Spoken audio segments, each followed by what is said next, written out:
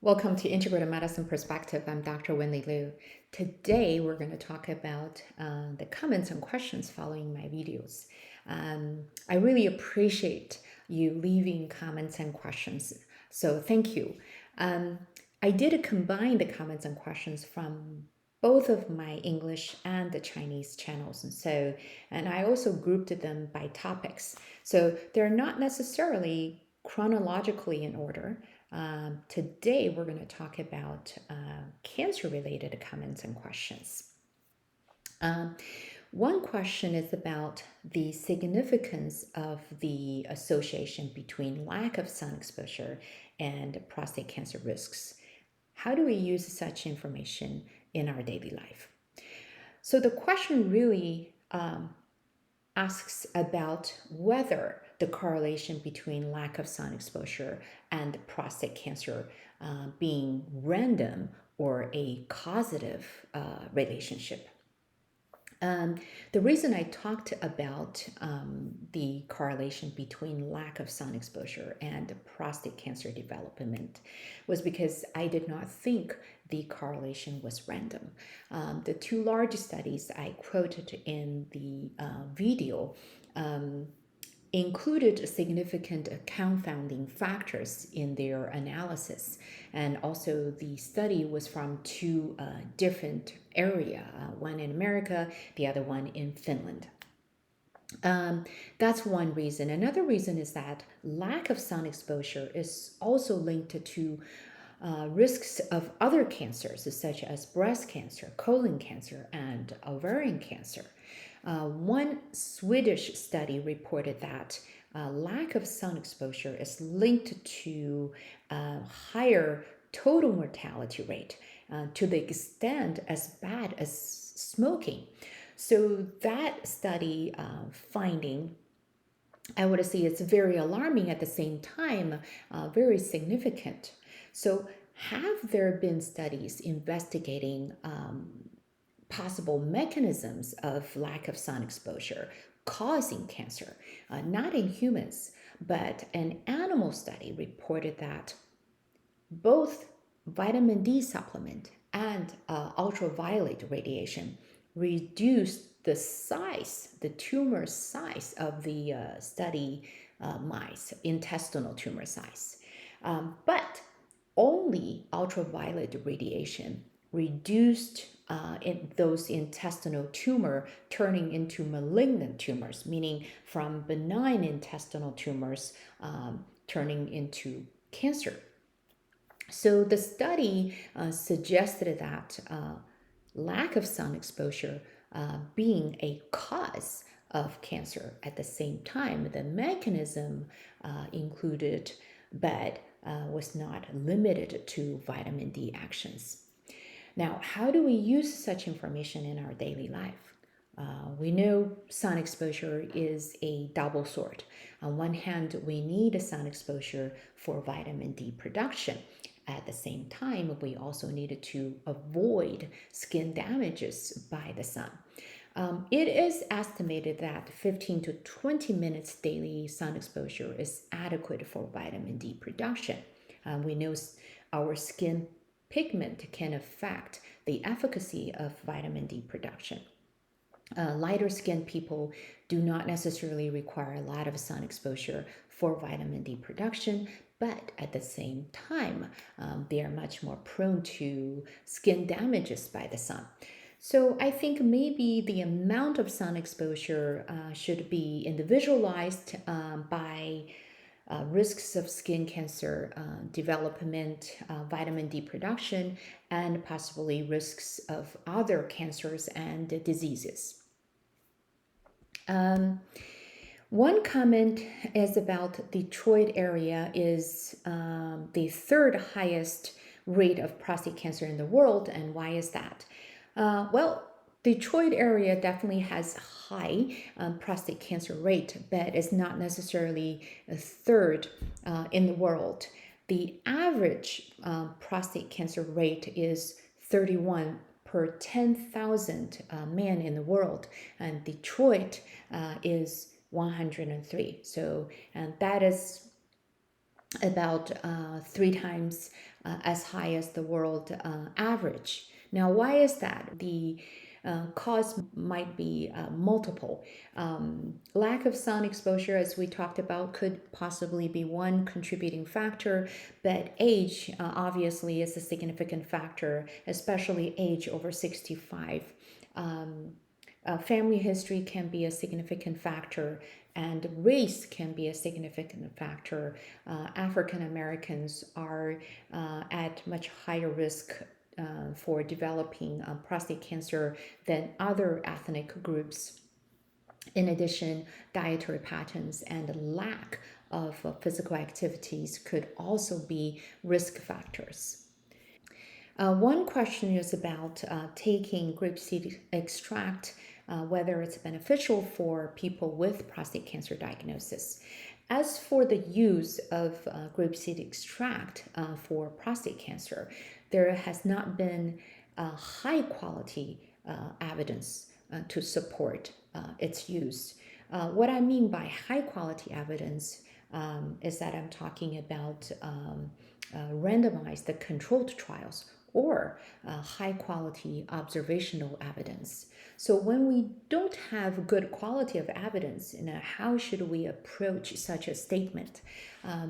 I would say we first look into the background of such statement. Then we also need to look into collectively where the evidence points to. So the background of using grapeseed extract is that proanthocyanidins can inhibit prostate cancer in cell line studies, and grape seeds are rich in proanthocyanidins, which are a group of phytochemicals. So grape seeds extract should be beneficial for people with prostate cancer. I would say jumping from cell line studies to actual application in humans is too big of a leap, too hasty. I would use an analogy. Let's say we add baking soda into a petri dish of cancer cells, and the baking soda killed the cancer cells. Can I conclude baking soda would be able to kill cancer in humans? I certainly would not be able to make that conclusion. And now that's one aspect. Then let's look at collectively where the evidence points to. We know that proanthocyanidins and other beneficial phytochemicals are rich in vegetables and fruits, and there is evidence about adequate vegetables and fruit intake linking to lower cancer risks and lower cancer progression of prostate cancer. So I think clinically there is stronger evidence supporting intake of vegetables and fruits than using grapeseed extract. So certainly clinically I would follow where most collectively the evidence is.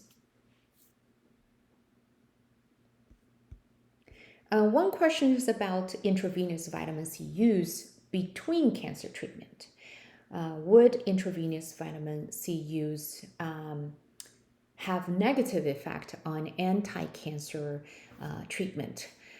There is not enough evidence to support use of intravenous vitamin C along with cancer treatment or in between cancer treatment. Most of the published studies were designed to test the feasibility, the tolerability, and short-term safety of intravenous vitamin C. So we cannot draw long-term efficacy conclusions out of the short-term safety study. On the other hand, there is evidence about high-dose oral vitamin C on cancer. So high-dose oral vitamin C was not helpful for people with advanced cancer, and they were probably even harmful. So I will put the links to those two papers below. Now, with the evidence on high-dose oral vitamin C, can I conclude high-dose intravenous vitamin C being safe or being effective for cancer? I would not be able to draw that conclusion. We definitely need more evidence to support the use of high-dose intravenous vitamin C clinically. At this point, I think intravenous vitamin C for cancer is too early to use, not enough evidence to support that. One comment is about antioxidant supplements can interfere with cancer treatment, so we should not use them during active cancer treatment. But after the treatment is completed, they can be used together with antioxidant-rich foods. So in one video, I talked about antioxidant vitamin A supplementation increase the lung cancer risks for among smokers. In another video, I talked about antioxidant use during active cancer treatment increase the cancer recurrence. Now, based on the current available evidence, am I able to conclude that antioxidant supplements safe to use after cancer treatment being completed? Or am I able to conclude that when used together with antioxidant-rich foods, they are safe to use? Both conclusions I would not be able to make.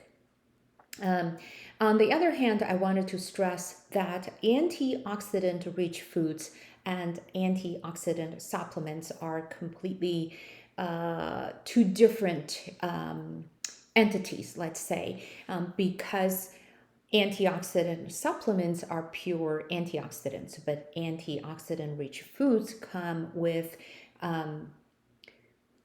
a bigger team of active ingredients such as vitamins, minerals, fiber, and other phytochemicals than just antioxidants. So they are very different. One comment is about vegetables did not help with ovarian cancer.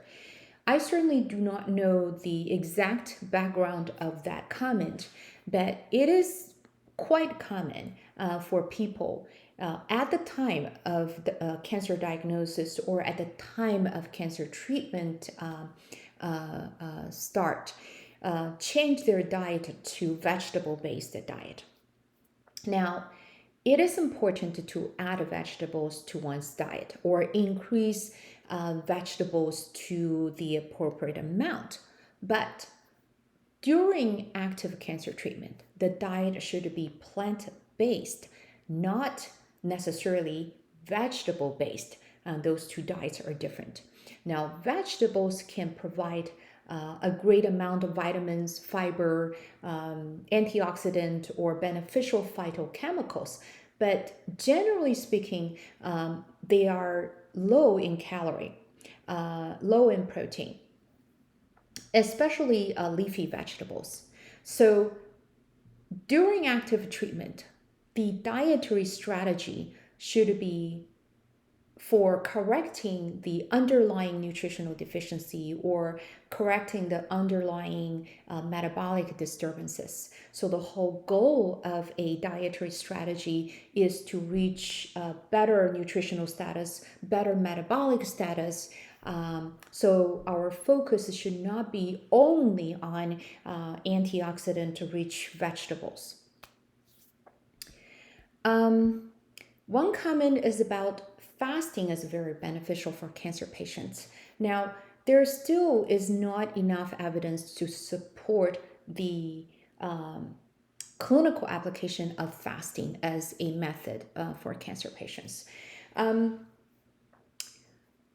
Most of the published randomized controlled trials were designed to test the tolerability, the feasibility, and the safety of fasting.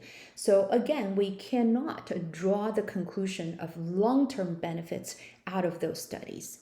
One JAMA article reported that among breast cancer patients, longer than 13-hour overnight fasting was linked to lower cancer recurrence, but without total cancer survival benefit, without all-cause survival benefit. Many of the clinical trial findings for fasting are difficult to use in actual clinical practice for a variety of reasons. For instance, we talked about this over 13-hour overnight fasting is linked to lower cancer recurrence rate. Does that mean the longer the fasting, the better? It does not. On the other hand, most of the studies did not differentiate between the ability to tolerate fasting versus the actual benefit of fasting. I will give you an analogy to that. Let's say the ability to run marathon is beneficial. It does not mean running a marathon is beneficial. So those two are different. Another problem with the application of study findings to actual practice is the study control is often of poor standard. So if the study control is not comparable to standard practice or comparable to the best of the practice, let's say the study control used an unhealthy diet, unhealthy lifestyle, I would not be able to conclude that the intervention, let's say fasting, would automatically become a clinical practice standard or best of practice. So we need evidence to show us that fasting is better than a healthy diet to make fasting at least a standard practice. One comment is about cancer feeds off of sugar, meaning cancer depends on sugar energy to grow, to survive, to maintain. The relationship between sugar and cancer development is another highly debated area in nutrition. And the reason for that, one thing is that cancer use sugar for energy source, but cancer can also use protein and fat as energy source. And cancer metabolism also uses vitamins and minerals. So cancer feeds of sugar is not a complete feature of cancer metabolism. Another reason for the conflict is that there is evidence, and fairly consistent evidence about the relationship between metabolic disturbances such as high blood sugar, diabetes, obesity, and cancer. There's also consistent evidence about high sugar diet and those metabolic disturbances. So theoretically, we should conclude that high sugar diet is linked to cancer. But the actual evidence about sugar and cancer is not consistent, quite conflicting. So there are different opinions about the relationship between sugar and cancer. It's very understandable. The website of American Cancer Society states that sugar indirectly causes cancer, meaning sugar can cause obesity, and obesity is a significant risk factor for cancer. I somewhat concur with the American Cancer Society statement. I think the relationship is also indirect. So let's now think of the blood sugar level separately from the added sugar in our diet.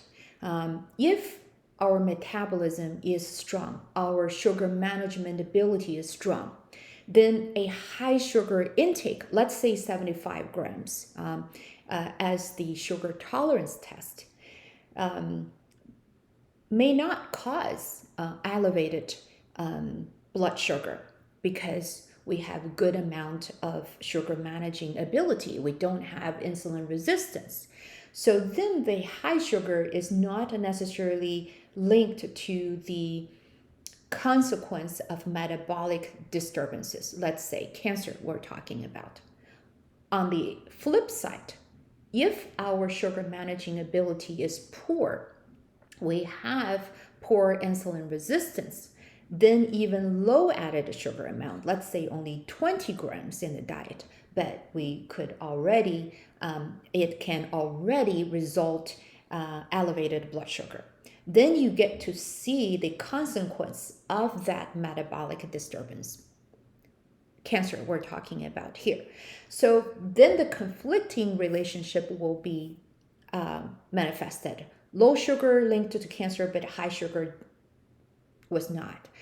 So I think the metabolism is the mediator here between sugar intake and cancer development. So it is an indirect relationship. So clinically, I would definitely recommend low sugar or avoid added sugar. The sugar intake should not exceed the sugar managing ability. Then at the same time, we should take measures to increase the sugar managing ability. But overall, avoiding sugar or lower added sugar in our diet is only part of an anti-cancer diet. It's not the complete strategy by itself. That's all for today's discussion. Again, please leave comments and questions. I will see you soon.